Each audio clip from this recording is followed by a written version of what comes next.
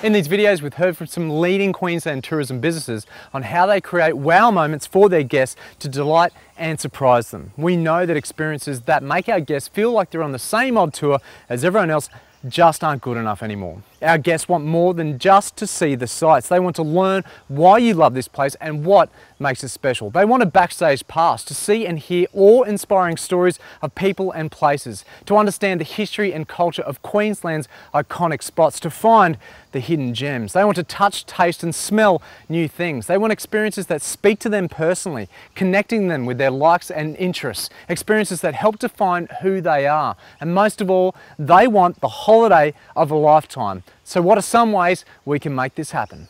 Our ride is a mixture of different experiences. It's the thrills and adventure and the speed, as well as the beautiful scenery and sightseeing. And different things cause the wow for different people. Some come back really excited about being out on the water, seeing the beautiful scenery. Others come back and are really excited about the adrenaline and the adventure. There used to be a perception that the Chinese wanted to see mainly fish, and they're interested in coming and just seeing lots and lots of fish, and they're happy. Whereas now what I hear and what I see and from the feedback is that it's a whole package and experience that is important, from not only the fish but as well as the coral, the quality of the coral, and then the educational part of it as well. Through our observations, our guests have changed dramatically. Back when we started 10 years ago, it was basically a backpacker and a family market. That's who we catered for. Now that we're getting a shift towards more long-term international students that are staying here, which is great for us, because instead of the families and the backpackers wanting to do a one-off experience, the students that are coming here to learn also want to learn and do more intense programs and actually learn the sport rather than just experiencing the sport. Our guests have changed over time by becoming more aware and more demanding. They're far more educated on what they're expecting. We're very aware that we have a lot of local domestic visitors come to our venue, so what we do every year is we put on a new show. Aside from putting on a new show, we up the ante with every show. Every show the production values increase, so if you have been to Dracula's before and you're coming back again, you're going to have a completely new experience. Seen a great change in the guests that we have on board the boat. The main thing is, for me personally, is just how they're spending their extra money on board the boat. You know, things are a little bit tighter these days, your dollar's fluctuating, so it's really important that you know, we're just open and honest with them on the boat and just tell them the benefits of jumping in for a dive, or taking that glass bottom boat tour, so that they feel that they're getting some real value out of what they spend on board. With Brisbane Greeters, one of the things that I found with visitors, that people today are very time poor. And so rather than racing from one thing to another, they want to slow down their travel and spend more time. So I think they want to see more, but do less, if that makes sense to you. So here in Brisbane, we like to slow them down and take our time and explore the city. When they experience one of our tours, they're immediately sharing that on social media. The one thing that's really worked for us is that it's knowing who you are, being genuine to who you are and knowing who you are.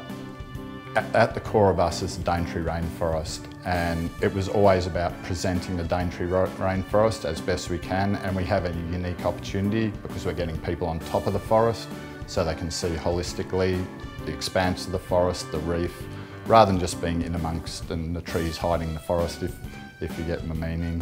Well, we initiated the VIP scheme here at Dracula's, and what we found is that we're actually booking the VIPs ticket sales more than we are the regular price tickets. It's very popular and it's working a treat. They have an earlier arrival time, which means they get to experience some more of what Dracula's has got to offer. We have a jazz band that performs at the start of the night. They get early entrance, they get canapes, they get champagne on arrival, get to ride the ghost train, and as I said, then they get to enjoy the jazz performance before we open the doors for the flood of all of the other audience who come in for the night. I think the thing that's really worked for our business over the years is to be prepared to change and adapt to the changing climate and the different market. Listen to the experts from all of the industry, from the tourism industry. They know what they're talking about. They've done a lot of research, and yeah, take their advice and listen and be prepared to change. There's no single thing that has worked for us. It's a combination of many different things, but I suppose the one thing over the years is our persistence. We work really hard and we don't stop. We've worked hard at developing our product, making it suit the markets, and then we've worked really hard at marketing our product to the various markets. We like to work with local events and attractions. Not a stock standard photo. We like to take our vintage vanity makeovers where they get dressed up in the 50s, and we take it to the Currumbin Wildlife Sanctuary. There they have their photos taken with the coloured birds, and it's just an extension of our photos that we do at the motel. We're now doing creative writing classes where we set up upstairs and people write their memoirs, their comedy sketches, and they just sit here and look over the Pacific Ocean. I think the thing that's really worked for us is that we have information in different languages. Obviously our clients come from many different parts of the world, so taking time to explain and then also having this information for them in language is incredibly important. What's really worked for us in the past few years is setting up systems where we are able to get feedback and listen to what our different target markets want from the Great Barrier Reef and the Seawalker experience. So for example, the Japanese, they really focus on safety, whereas our India and China, they are more after an adventurous type of experience. With Brisbane Greeters, I find a lot of my visitors come back to me and say they can't believe the fantastic moments that they can find just in everyday life as we're walking through Brisbane. Queensland is a place where people come to have fun, relax, discover new experiences, challenge themselves, see the sights, meet new people and escape life's endless to-do list, and just indulge themselves and spend quality time with family and friends. After their time in Queensland, we want our guests to feel the best they have ever felt. To ensure this happens, we must deliver the exceptional experiences that create lifelong memories that our visitors just can't stop talking about. And as tourism operators, you are the ones that make that happen. What are some new ideas or ways of doing things that you could introduce to create wow moments for your guests, to delight and surprise them, and more importantly, ensure you deliver on your marketing promise? What's your story and passion for your experience and this place, and how are you sharing it with your guests?